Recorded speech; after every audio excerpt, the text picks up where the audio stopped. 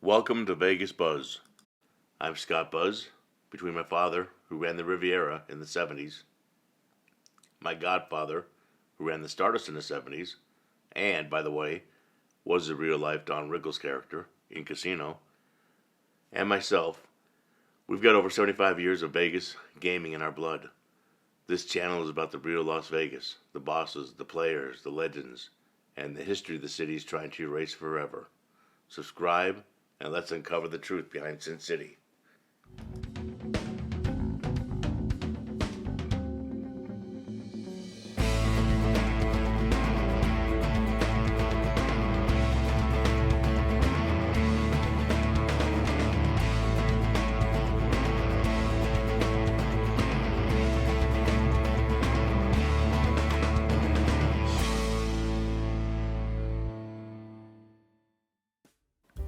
Kirk Kerkorian's story is pure Vegas grit.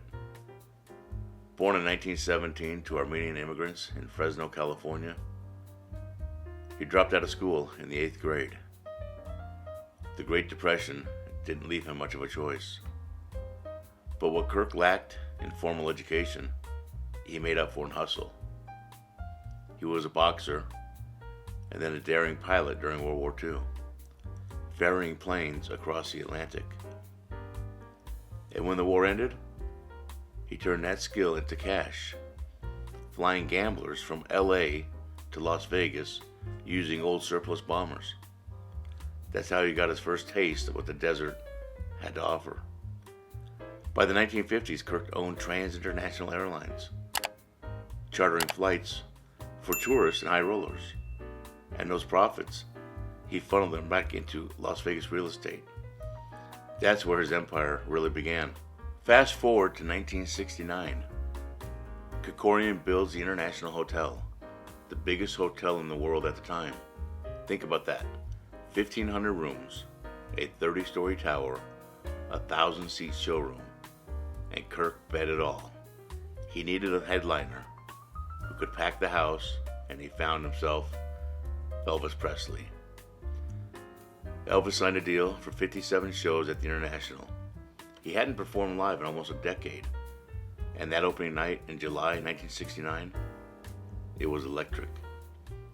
The king of rock and roll was back, and the International became the hottest ticket in town. That move alone secured the hotel's future and cemented Kirk's legend as a Las Vegas visionary. But Kerkorian didn't stop there. In 1973, he opened the MGM Grand. Again, the largest hotel in the world. This wasn't just a casino. It was a city under one roof.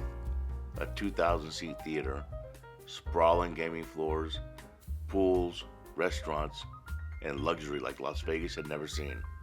He refined what a resort could be. Under Kirk's leadership, the MGM Grand wasn't just about gambling.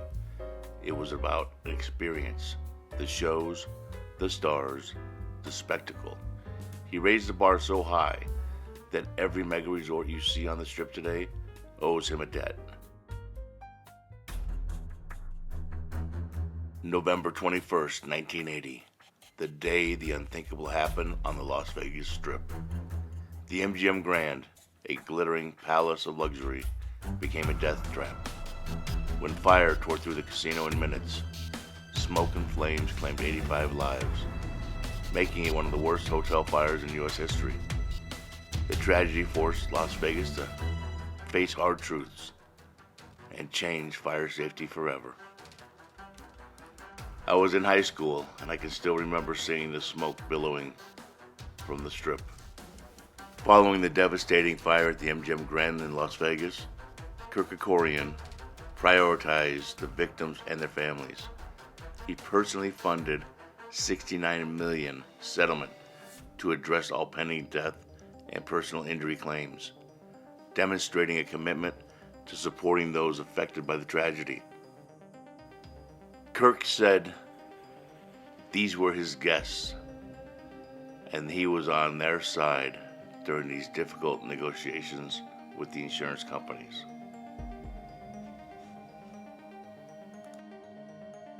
But here's the part of Kirk's story a lot of people don't know. The man who built bigger than anyone else also gave bigger than anyone else. He quietly donated hundreds of millions to causes he believed in. Education, medicine, disaster relief.